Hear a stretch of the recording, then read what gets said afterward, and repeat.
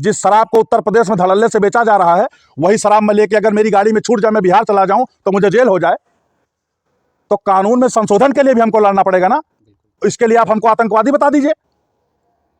जो समाज में छोटी छोटी खामियां हैं उसको मैं उठाता हूं। मैं नेता नहीं हूं, मैं अपने समाज का बेटा हूं। और मैं फिर आपसे कहता हूं कि ये मेरे समाज ने ताकत मुझको दी है। अगर कोई इंसान किसी के साथ गलत करेगा तो संगठन का, और मैं एक छत्री होने के नाते, छत्री का मतलब होता है छत्रधारी, जो 36 कौम की बात करता है, अगर मेरे समाज के लिए और मेरे भारत भूमि के लिए कोई गलत बोलेगा तो हलक में हाथ डाल के उसका कलेजा बाहर खींच लूंगा। ये ताकत है मेरे अंदर। इसके लिए अगर तुम्हारे पास मुकदमा है तो लिखो, जबरदस्ती जेल भेजो, फर्जी मुकदमे में जेल भेजो, लेकिन मैं निकलूंगा, फिर बाहर आऊंगा, फिर तुम्हारा विरोध करूंगा, और अगर फिर गलत करोगे तो तुम्हारे अंदर जूतों से वर्षा करूंगा, फिर जेल भेजो, फिर निकलूंगा, फिर मारूंगा, 1000 बार जेल भेजो, 1000 बार मारूंगा। लिखवाते रहो मुकदमा, कब तक लिखवाओगे भाई? सवाल और है। हाँ? अभी कुछ दिन पहले जी आपका एक ऑडियो वायरल हुआ था जी, आपका और एसडीएम के बीच में जो बातचीत हुई थी, हाँ, मस्जिद को लेकर, जी, अवैध मस्जिद को जी। लेकर, क्या मामला था, उस पर कुछ बताइए। किठैया मजरा के अंतर्गत तकिया आता है, उसमें एक विद्यालय में एक जो है घर में मदरसा चल रहा था। मैंने प्रशासन से कहा और एसडीएम साहब से कहा, एक्सईओ साहब से कहा कि मदरसा अवैध रूप से चल रहा है, यहाँ पे जो है बच्चों को जो शिक्षा दी जा रही है वो बिल्कुल हिंदू धर्म के विपरीत है।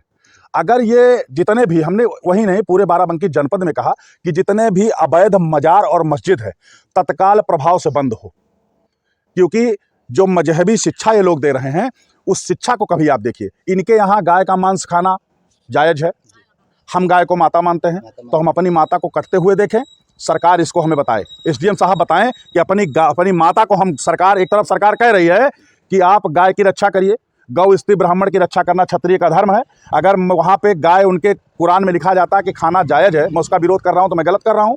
और मस्जिद जो सरकारी जमीन में थी, हाँ, ऐसा आपके द्वारा कहा हाँ, गया, बिल्कुल कहा गया, बिल्कुल बिल्कुल कहा गया। तो ऐसे में एसडीएम साहब उस मस्जिद को, एसडीएम साहब का पर्सनल कोई लाभ है या किसी कोई, एक बार उन्होंने मस्जिद सील किया? जी बिल्कुल, उन्होंने मस्जिद सील किया और उन्होंने फिर खोल दिया। तो ये तो मैंने पहली बार देखा कि आप कह रहे हो कि मदरसा बंद हो गया, हमने उसको बंद कर दिया। अगर वो सही था तो तुमने सील क्यों किया, और अगर गलत है तो तुमने खोला क्यों? इसके लिए मैंने बात की। तो वो माननीय एसडीएम साहब जो हैं वो केवल एक आदमी की सुनते हैं पूरे बाराबंकी जनपद में, और ये बड़ा निंदनीय है। और हम उस नेता की तरफ भी संकेत करना चाहते हैं, हम खुल के नहीं बोलना चाहते, लेकिन कहना चाहते हैं कि जो कृत्य आपका है इसका जवाब तुमको जनता दे देगी। और गलत आप कर रहे हो तो एक चीज याद रखना, चुनाव में इसका खामियाजा करड़ी सेना तुमको भुगताएगी। वंचित नहीं रहोगे, इससे भुगतना पड़ेगा तुमको। जितना आरती करना है तुम कुर्सी पर बैठो, कर लो, झेलोगे जरूर, जनता तुमको इसका जवाब देगी। मुझे नहीं बोलना, मैं जनता के बीच में वही बातें रखता हूं जो मुझे गलत लगता है। मैं गलत आदमी की पैरवी कतई नहीं करता हूं। मुझे गलत लगा कि एसडीएम साहब ने वहां मस्जिद सील कराई, फिर उसको खोल दिया, इसके लिए मैंने बात की। तो हमको वो बता रहे हैं कि आपको जो सही लगे वो कर लो। जिस दिन मैं सही करने पे आऊंगा, करना पड़ेगा तुमको, क्योंकि मेरे पास जनता की ताकत, में नेता नहीं हूं। मुझे तुम्हारा समर्थन नहीं चाहिए और मुझे तुम डरा धमका भी नहीं पाओगे। उस कौम से नहीं आता हूं मैं। ये राजपूती ब्लड है, डरने डराने के ऊपर है। आगामी 2026 में जो विधानसभा का चुनाव होने वाला है जी, क्या इसमें करणी सेना जी के द्वारा कुछ प्रत्याशी या किसी के समर्थन में किसी का सपोर्ट, ऐसा कुछ नहीं, मिल सकता है? मेरा राजनीतिक संगठन नहीं है। ये संगठन के राष्ट्रीय अध्यक्ष और उपाध्यक्ष के ऊपर निर्भर करेगा। जिसको निर्देशित करेंगे हम उसकी मदद करेंगे। हमने हमेशा सनातन रक्षक को चुना है। चूंकि अगर आपके द्वारा प्रत्याशी उतारा जा रहा है जी, और वो जीतकर विधानसभा या लोकसभा में जाते हैं जी, आपकी बात वहां पर वो रख सकते हैं? बिल्कुल रखेंगे। आप, हमारा एक विधायक जीता है रविंदर भाटी, हमारे समाज का है। आज वो हमारी बात प्रमुखता से रख रहा है। कौन सा हम वहाँ विस्फोट कर दे रहे हैं भाई विधानसभा में?